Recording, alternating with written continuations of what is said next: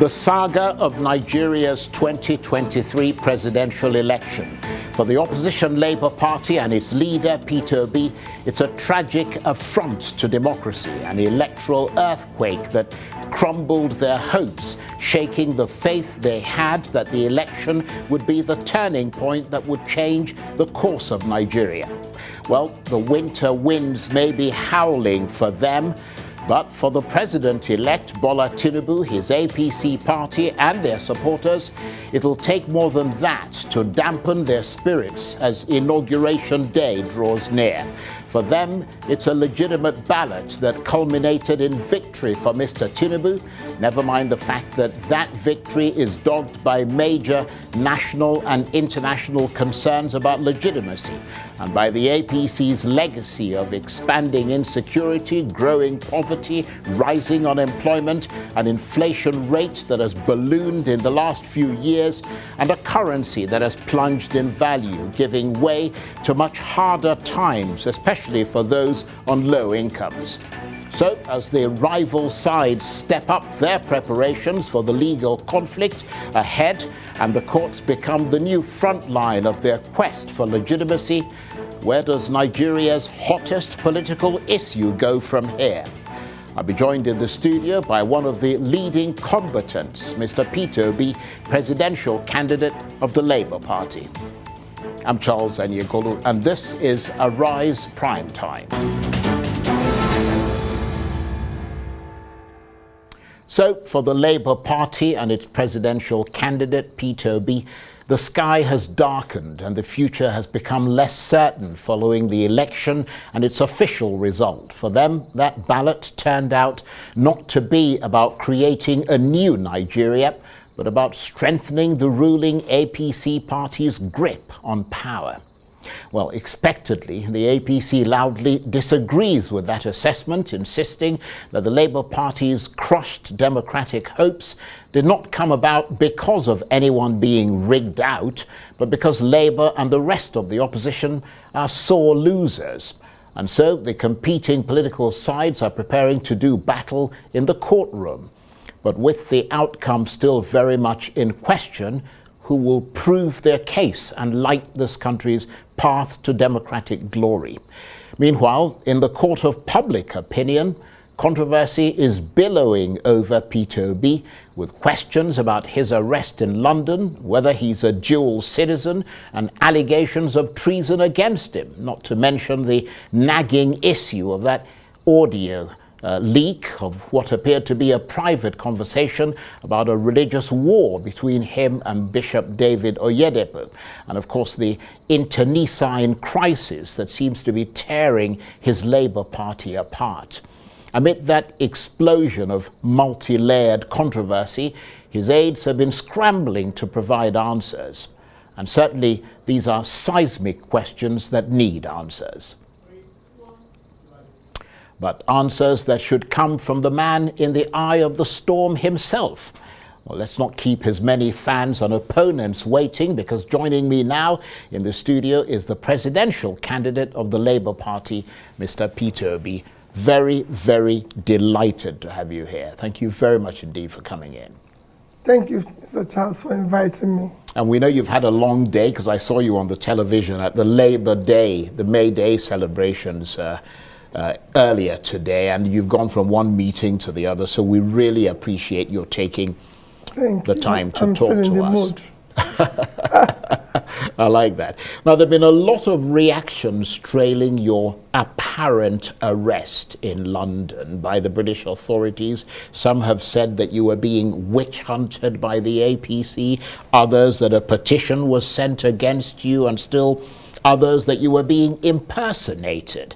Can you tell us the circumstances of your purported apprehension in London and what has happened subsequently, and sort of clear the air on that? Did you commit an offence for which you were being stopped? Thank you, Charles. One is, I was never arrested. I was never detained. And I did not commit any offense.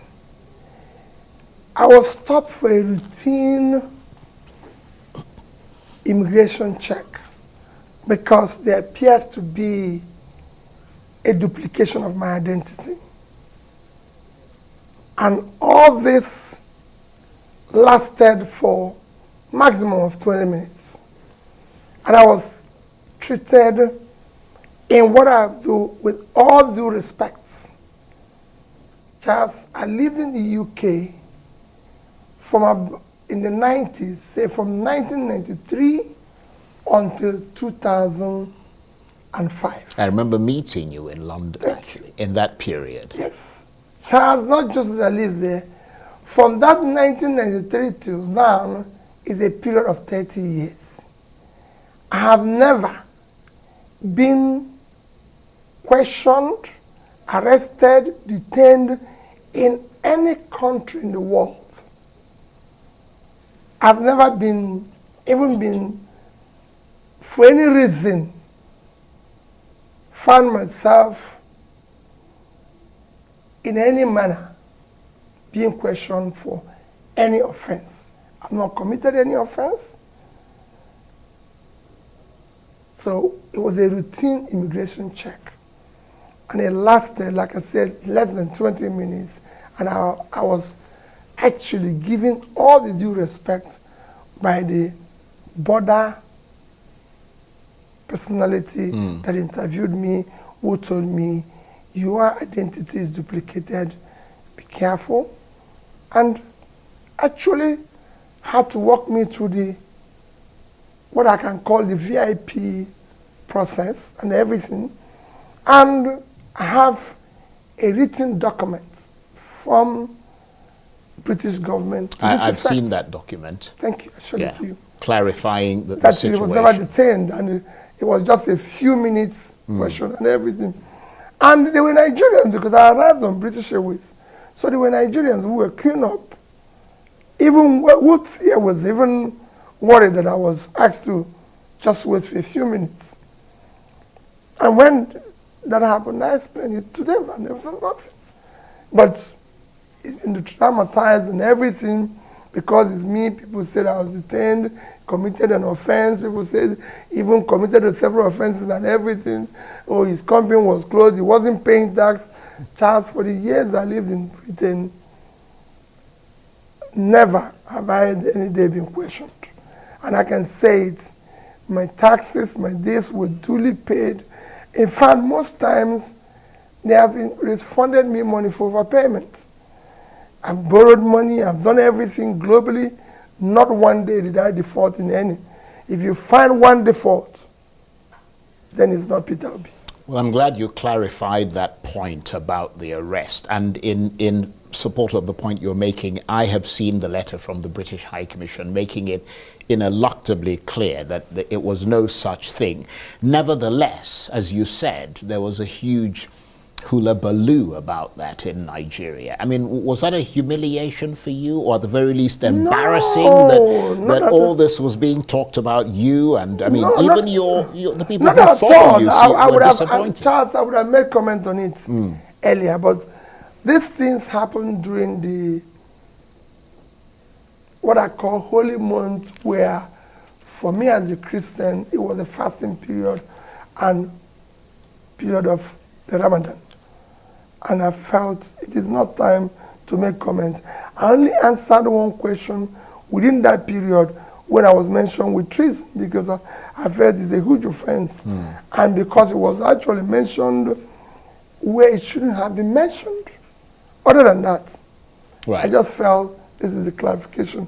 And I've just shown you the letter. Yes. I won't go about telling everybody and showing everybody the letter. Yeah, that is true. It just showed you where we've taken our rascality to, where people now come up with all sorts of things. Well, some people said you were deported from the UK. but obviously not. No, they said I was routine check and I was allowed to go. Right. They even saw where I attended churches and meetings and everything. But that's where we have reached. But I mean, what sort of questions did they ask you when they took you in? Nothing. I was there. Nobody took me to anywhere. Right. I was just in front of a counter, and I was asked a question, and they said, there's something wrong with your identity. There's something wrong with your identity. Just give me a few minutes, and that's it. And I sat there for a few minutes. For about 15 minutes, he came back and said, your identity is duplicated. And if my identity is duplicated, you've lived abroad as identity theft, duplication, which I would say must have originated from here. But Well, that is for another day. Yeah, I'm glad you've clarified that point. But there's also another question being raised about whether you are a dual citizen. As you said, you lived in London for a long time. I mean, do you have dual nationality, either British, American, or elsewhere? Because I was reading somewhere that you were conferred with the honorary citizenship of Dallas, Texas in 2022. Charles, you know what that means? It means nothing. Yeah. Even one of the presidential candidates said that it means nothing. It just shows that, okay, well, if you come into this city, you're welcomed. It doesn't even give you a visa. If you apply for a visa, it can't even help you for your visa application. It means nothing. Charles, I've never applied. Right. And I will never apply for citizenship of any other country. Yeah, but I'm a Nigerian. Right. But I believe in Nigeria. I lived in the UK for a period of about 12 years. I had a permanent stay. So you were a permanent resident in the UK? But I had indefinite stay, Right. Okay. which means I can stay there for the rest of my life. Yeah. But when I left the UK in 2025, I went back to them and said, take your stay. I'm no longer having, and I go to the UK with visa. And also to clarify the fact that even if you were a permanent resident, that doesn't make you a citizen of that Well, country. I'm just telling you that Yeah. even that stay, I returned it. Right. I have never applied, and I will never, as long as I live. Right. My family knows this, everybody knows that. I was born in Nigeria. I'm a Nigerian. God created me a Nigerian. He would have made me an American, or a Japanese, or a British. But since he made it that I'm a Nigerian, I will want to live and die in Nigeria. Nevertheless, Asari Dokubo, who is a well-known person from Rivers State, says he can prove that you are a citizen of the Solomon Islands, and that the conditions for buying property there is that you must be a citizen. What's your reaction? Do you own property there? One, I don't know where is Solomon Island. I've never been such a place in my life. You know, I don't know. I've never been there. You know, I've no reason to go there. Few places I've gone in the Caribbean are places like Haiti. I was in Haiti when they had the earthquake. I was a governor then. Everybody who is close to me knows that I've been to most troubled places in the world. So when there was earthquake in Haiti, I went to President Jonathan. He's still there. I said, Mr. President, I'm going to Haiti. They had an earthquake. I want to go and help them to rebuild. He was even surprised. He said, Peter, why? I said, that's what I've done all my life.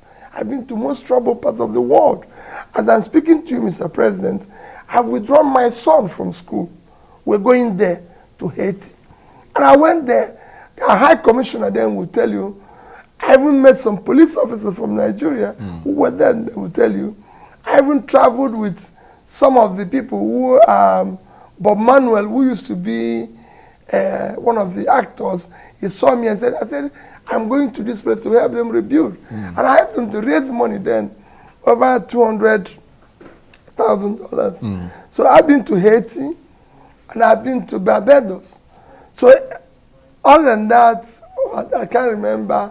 I don't know where Solomon Islands, Charles. Right. I've never been there. I don't own a property anywhere outside Nigeria, except in the UK, where I lived. Yes.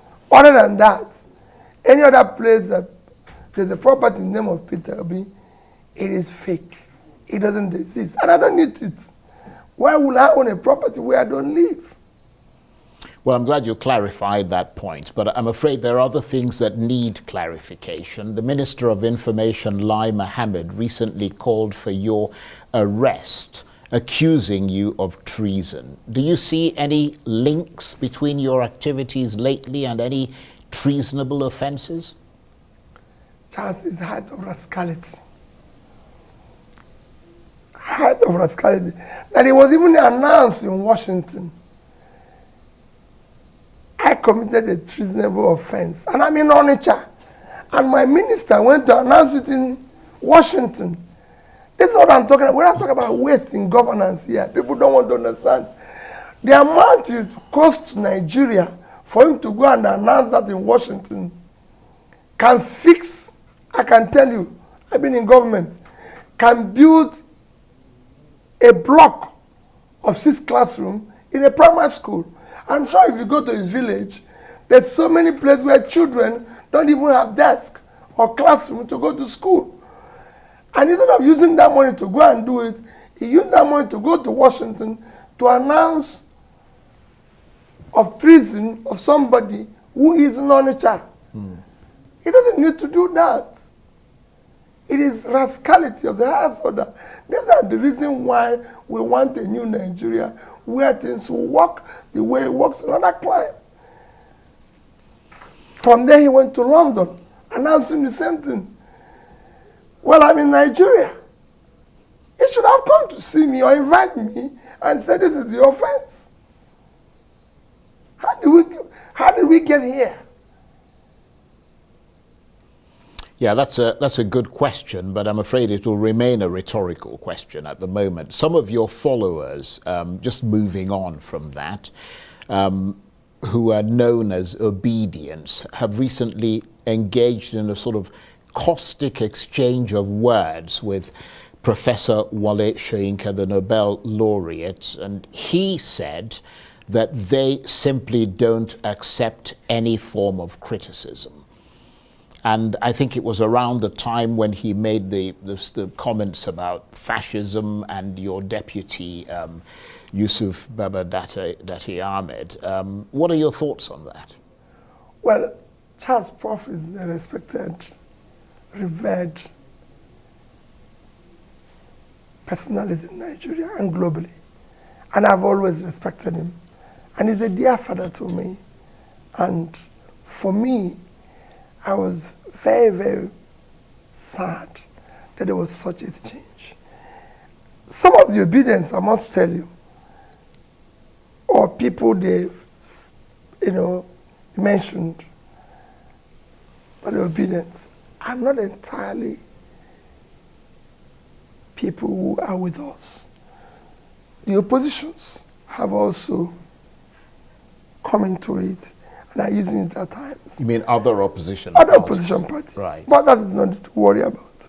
But I was very sad there was such a change between a respected father but you have to understand this. These young people are people who have been so deprived by supposedly a system that is supposed to care for them. They've been pushed to the wall. Even me, Charles, the way they even react when I say things. But I could see their pain. I could feel it. Because I live in the same system, Charles, that they are living in. I said it in Enugu 2 days ago. I said, listen, I lived in this town. I went to JL in Enugu as a student, University of Nigeria, Nsukka, and paid 2,600 and something naira for a Volkswagen car. And within 2 years, Umano Motors in Nsukka sold a 505 to me at 2,700 naira, at 6,800 and something naira in the same country. I remember Ozumano telling me that they have too many orders from so many lecturers, so my own will be delayed. If you go and see people like Professor Wala, my lecturer then, they are driving new cars. It's some society where we lived, everything was working. All of a sudden, these young fellows now live in what you can consider a war situation. So at times, there's issues. I will make my own comment in it that Prof remains a revered father, and I'll keep respecting him for that. And of course, the young obedience, I feel for them. I wish we can see what they're saying. I wish we can feel what they're feeling. The pain, chance I go around these young people, there's nothing the society is offering them. Well, it's not just even when they try to do it on their own. Yeah. This is a place where if you carry today, you're moving around with laptop, you are arrested and labeled all sorts of names. This is a place where people are thrown into jail for even making comments. These are places where people, all sorts of things are meted on these people. When people who have stolen billions of country's money, done worse things, are moving around, being celebrated, being used as an example to them. Well, on the back of what you're telling us, today is, of course, Labor Day or Workers' Day, and Nigeria marks the day amid rising unemployment, which kind of relates to the people that you're talking about, because a lot of the people who are most affected by unemployment are young people, and many of them are part of the obedient movement. What is your message about that? Well, Charles, what message can you give them? Which country of our size that you know today is going through what we're going? We have almost 40% unemployment and 65% youth unemployment. When you talk about 1.3 million people being grouped as multidimensional poor, huge percentage of these are young people in their productive age, doing nothing without knowing where the next meal will come from. And nobody cares about them. And that's what is happening everywhere. And again, if I try to say something, you will even see where I said, I will start fighting poverty from the north. And people say, oh no, he's insulting people from the north. Even when Nigerian Bureau of Statistics said that out of this 133 million people, 86 million is from the north. And I say that's where we have vast or cultivated land, and I believe that we can make more money from agriculture than we're making from oil. And the only way to put this people out of poverty is to invest in these resources and invest in them in everything. So for me, I feel for them. So that's how you think we should start reducing unemployment, is it? Through agriculture as a first step, or what is your what are your thoughts on you have unemployment? to move the country from consumption to production. And that you start, the basic thing is agriculture. And you move it into manufacturing. And then into exports. The country is not doing anything. The country is not producing anything. The population is increasing. You're not doing anything. Just as a simple thing. And I can just give you a simple example. In 2012, we are about 162, 2011, we're about 162 million. Our export is about $130 billion. Today, 2021, We're already over 200 million. We're about 210 million. Our export was about 47 billion. So can you imagine, in 2011, we're about 130. In 2021, we're about 47. When our population moved from about 162 to 2010. In 2012, our export was about $145 billion. In 2020, as at that time, we were about 167 million in 2012.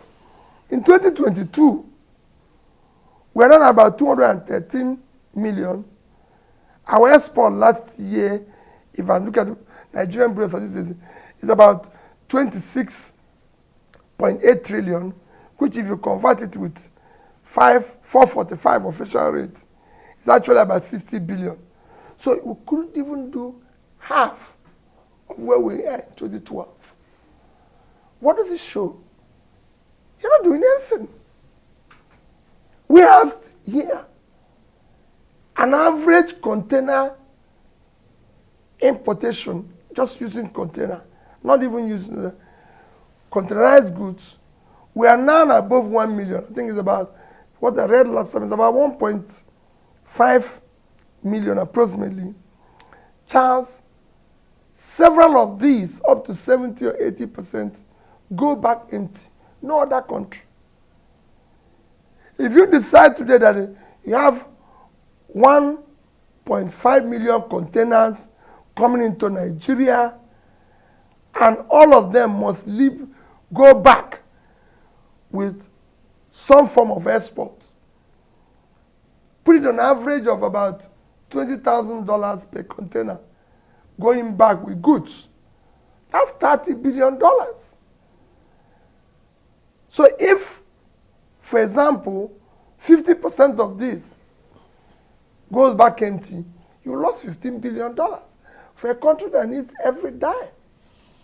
That's a very interesting point. So we need to do something. Yeah, I'm going to ask you to stay with us because we have to take a short break, but we will be back. It'll give you a chance to have a sip of water. You're watching Arise Primetime. 20 more still ahead as we continue our chat with the presidential candidate of the Labour Party, Mr. Peter Obi. Stay with us.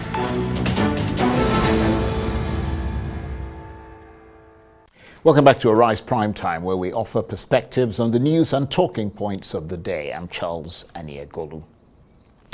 Now, the saga of Nigeria's 2023 presidential election was, for the opposition Labour Party and its leader, Peter Obi, a tragic affront to democracy, an electoral earthquake that crumbled their hopes, shaking the faith they had that the election would be the turning point that would change the course of Nigeria. Well, the winter winds may be howling for them, but for the president-elect Bola Tinubu, his APC party and their supporters, it'll take more than that to dampen their spirits as Inauguration Day draws near. For them, it's a legitimate ballot that culminated in victory for Mr. Tinubu, never mind the fact that that victory is dogged by major national and international concerns about legitimacy and by the APC's legacy of expanding insecurity, growing poverty, rising unemployment, an inflation rate that has ballooned in the last few years, and a currency that has plunged in value, giving way to much harder times, especially for those on low incomes. So as the rival sides step up their preparations for the legal conflict ahead and the courts become the new front line of their quest for legitimacy amid all the other controversies that are swirling around the leading presidential candidates, where does Nigeria's hottest political issue go from here? And the presidential candidate of the Labour Party, Peter Obi, is still with me in the studio. Thank you very much indeed for staying with us. Thank you for having me, Charles. Now let's turn to the president-elect Bola Tinubu, whom, from what I read, you recently visited or were shown on social media to have visited. That suggests that you're making reconciliation moves. What are the reasons for that, and what would you say to your followers, the obedience, who might, in a sense, feel betrayed by that move, if it did in fact happen? Charles, it did not happen. I've never visited him. I didn't. You know, these are one of the things I'm telling you. They've turned the whole thing into a joke. So what it is now is, what are we going to do to crush this person? What are we going to do to label him this? If it is not to label him tribal bigot, religious bigot, if it's not sticking, maybe we'll find his family, maybe have a love child somewhere, maybe all sorts of things.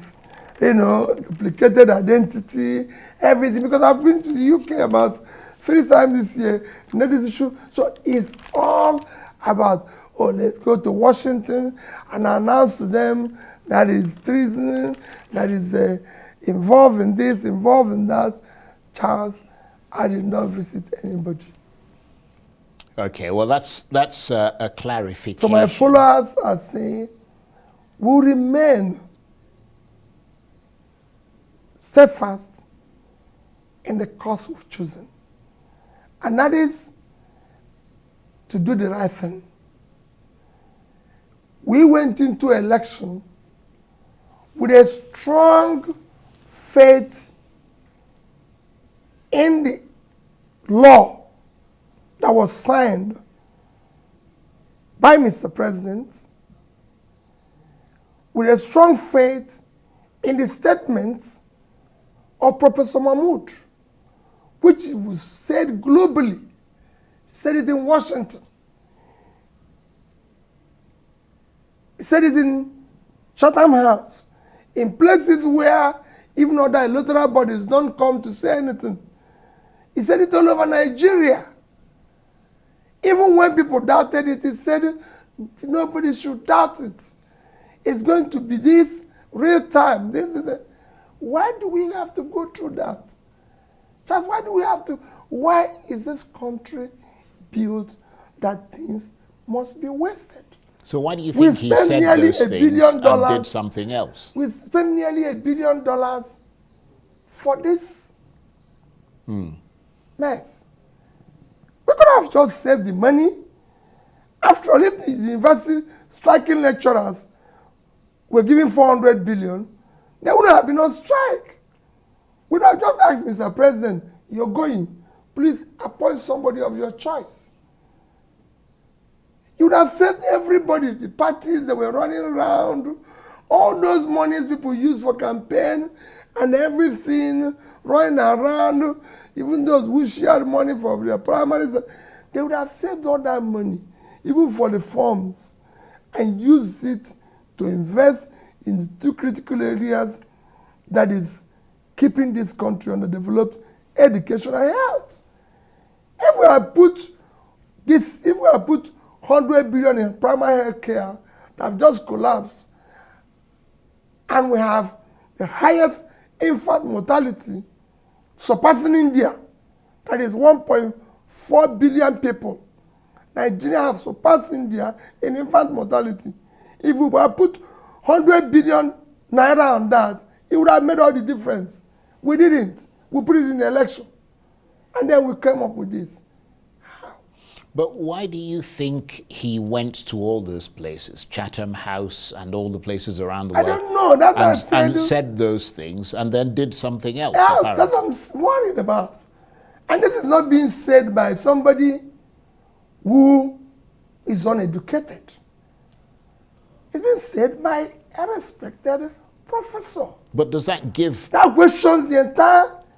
You see, whenever I talk about that educational qualification, it's not a measure of integrity. That's what it should be. Yeah, but you're suggesting that it was necessarily something that had to do with integrity. They're arguing that it might have been, or that it had something to do with technical glitches. Which technical glitches? You had three elections the same day. The other 2 went through the same promise you made. The most important one, the most important election in this country is the election, the presidential election. That's where we have issues. That's where we have our problems. That's what we need to solve. That's where we need competence, capacity, integrity, and everything that is required to move it forward. And that is the only one that you have glitch. Which glitch? Can they explain the glitch? Have they ever explained it to anybody? INEC is still uploading the results till today. Does it make sense? Well, presumably that explanation they'll be forced to make it in court. And of course... No, it's not even making it in court. You look at the country. Charles, we have a country. We're not the only country globally. There's hundreds of countries globally. Why must our own be always a problem? Well, you and your party, the Labour Party, are now preparing to enter into a storm of the unknown, into legal, uncharted territory. You've filed a legal challenge in court. What is your sense of how it's all looking as your appointment with that tribunal draws near? Well, the court will decide. I believe the justices also are on the spot. It is for them to interpret the Constitution, whichever way they do it. I've done it before. I've challenged similar rascality in my state. I've challenged it when I was impeached. I've challenged it when there was issue of tenor interpretation. So I'm challenging it again. And the judges are also on trial. Because on trial of interpretation of our Constitution, of the law, of the process. Like I said, what we are challenging is not just about who is there or who is not there. It is the process. Just the process through which people get to anywhere is far more fundamental than what they do thereafter. I recall asking one of the professors a few days ago, I said, can I be a professor? Can I start writing I'm a professor without having to do the necessary work of being a professor? He said, no. I said, okay. Who said I'm not probably more intelligent than most professors? But there's a process. And it's that process that I want people to respect. There's a law. That's why we went through that electoral law that we celebrated. And that's what we're challenging. Well, obviously, there's a lot to go through. I mean, the case is in court, and we'll have to wait to see how it goes. But let me turn to the internecine crisis that is leaving or tearing your party, the Labour Party, apart, or appears to be doing so, with public fights over the chairmanship, jockeying for position, etc. What's really going on in the Labour Party? There's nothing happening in the Labour Party. I like what you said. There's nothing wrong in Labour Party. It's the same rascality that is going on all over the place. The chairman of Labour Party is Barrister Julius Abure. That I can tell you. But you have to admit that all this wrenching, wrangling, and sort of petty fights and quarrels over positions, etc. I mean, which position are they fighting for? Well, I mean, we see it virtually every day. Because people are paid, people are hirelings, being paid to distort facts and everything. For example, Charles, I've never met Mr. Papa. And supposedly, you can say that I'm a meaningful figure in Labour Party. I'm the presidential candidate. So, but I've not met the other party chairman, and he's not looking for me. So there was a purpose. It's because of the transactional politics we do, where rather than spend our energy and time trying to do the right thing, we spend our energy and time trying to do the wrong thing, paying people to do the wrong thing, paying people to create, because we live off this confusion. In Labour Party, we don't have an issue. The party is intact. The party is working. The party was founded by Labour, NLC, TUC, the Labour organization. They founded the party.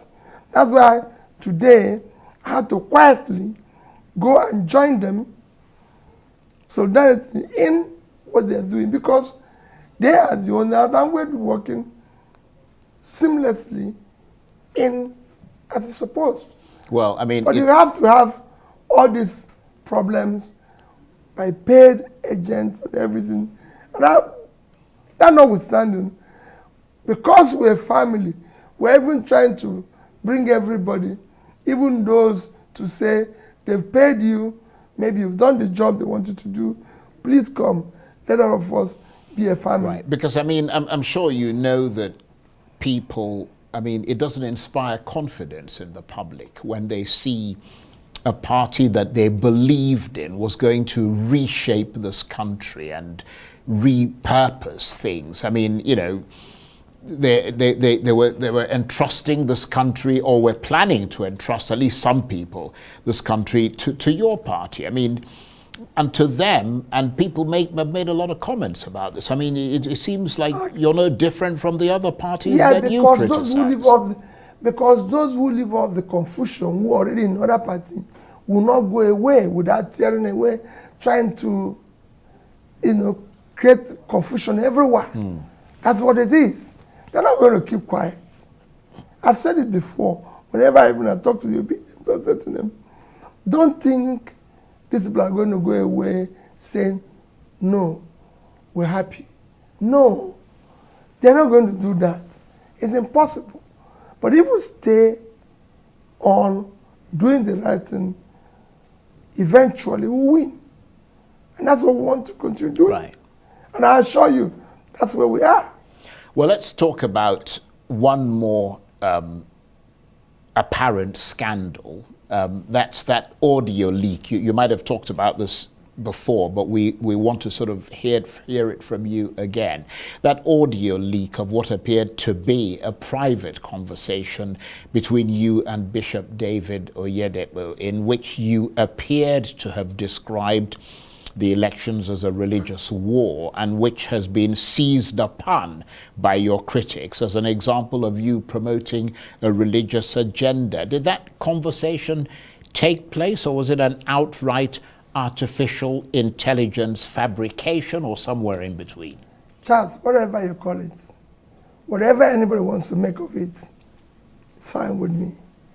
All I can tell you is that, Charles, I'm not a religious or tribal bigot. But you did have the conversation. No. I just tell you, what they make about it is their business.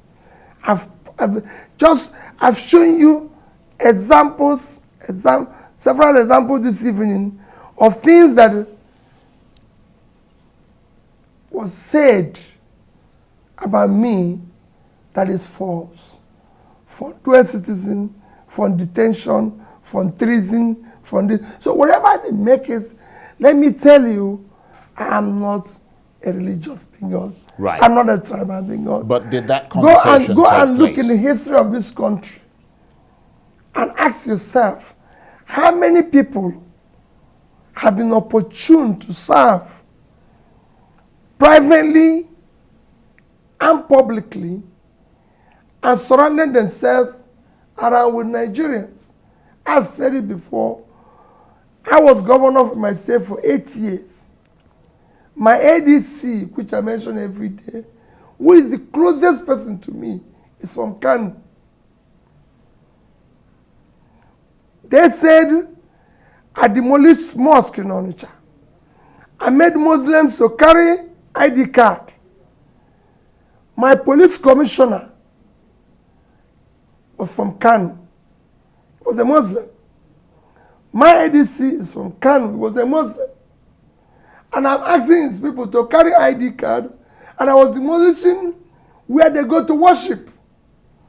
Now I went to celebrate Salah with the people in the mosque in Onitsha. Yeah, I saw the pictures. And they said it was me who rebuilt the mosque when it was destroyed under another governor.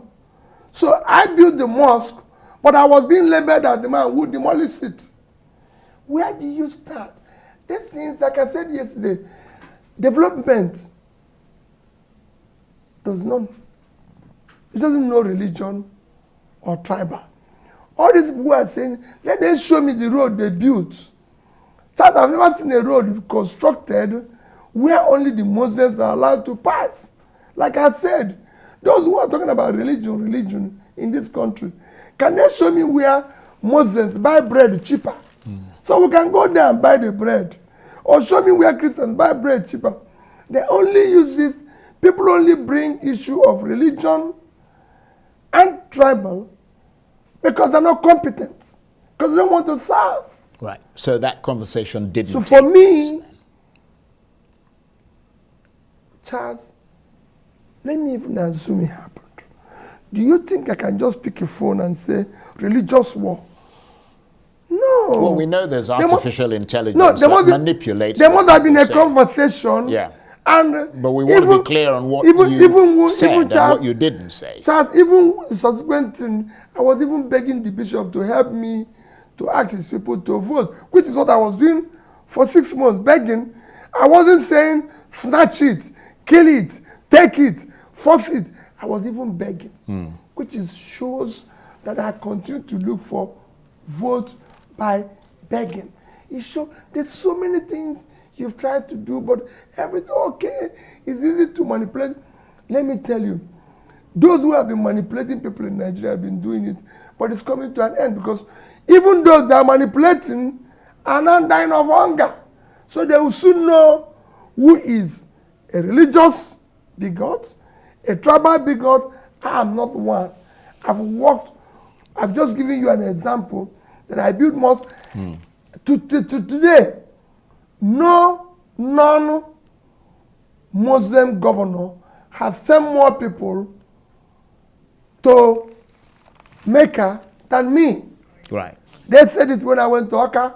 It was them who I was saying it. Well, I'm going to assume... When I do pilgrimage, right, I send people to Israel, I send people to Mecca. I'm going to because assume... I believe right, that this is the way to go. I'm going to assume that you did not say that the election is a religious war, because you haven't answered that question. But if you choose not to answer it, I will assume, based on what you said, that I can never say it's a religious war. Okay. Because so it's not. Right. So that clarifies if there's a conversation, even if, Charles, just like what's happened to me in London, even if I was stopped, you can call it I was stopped or even detained. But to go and say, oh, he committed a crime, he did this, and he was arrested as a result of it. There's conversations around the election where a conversation can come and I say, listen, this looks like these people are trying to do this. But I did not campaign that is a religious war. What for? I'm surrounded by people. If there's anybody where a president and vice worked as brothers, it is me and Daddy. And he knows. And I will always tell him, Daddy, we must pull these people out of poverty. I came to you because you're a young man.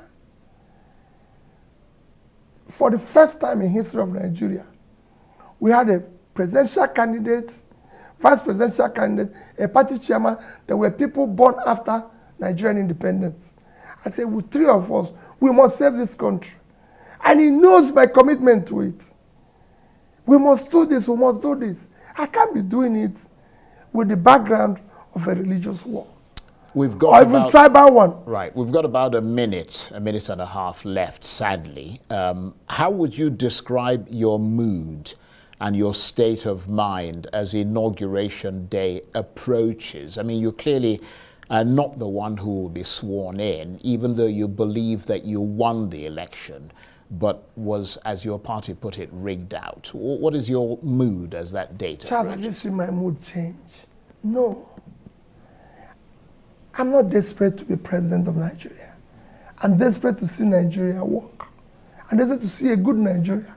And I'm saying, for me, and that starts by the process through which people get into office.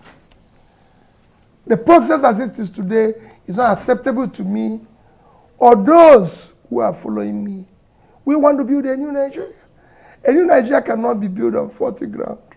It cannot be built with this rascality going on. It will only be built on what I call transparent process. If you want to be called His Excellency, you must come through an excellent way. I, Peter, go and check my background. Go and check who I am. I have never one day given anybody $1 to vote for me. I don't know who is INEC rec in my state. Go and ask him. I never met him. We only spoke once on phone when I asked him to do something. Ask Mahmoud, who is the chairman, whether he's met with me. He was given a job to build a new Nigeria. Go and ask anybody. Charles has served as 8 years as governor. I did not admit one person in the state university. I told them, anybody who didn't pass, don't take him, whether it's coming from me or not. We must start doing things rightly in this country. My mood remains the same. What it is yesterday is what it is today, and what it will be tomorrow.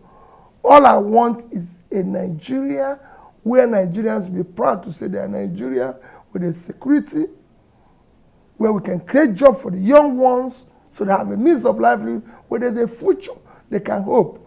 And it is that future they voted in Daddy and I. And we were prepared, and we are prepared tomorrow. Whatever happens, we remain steadfast. We're not going to go away.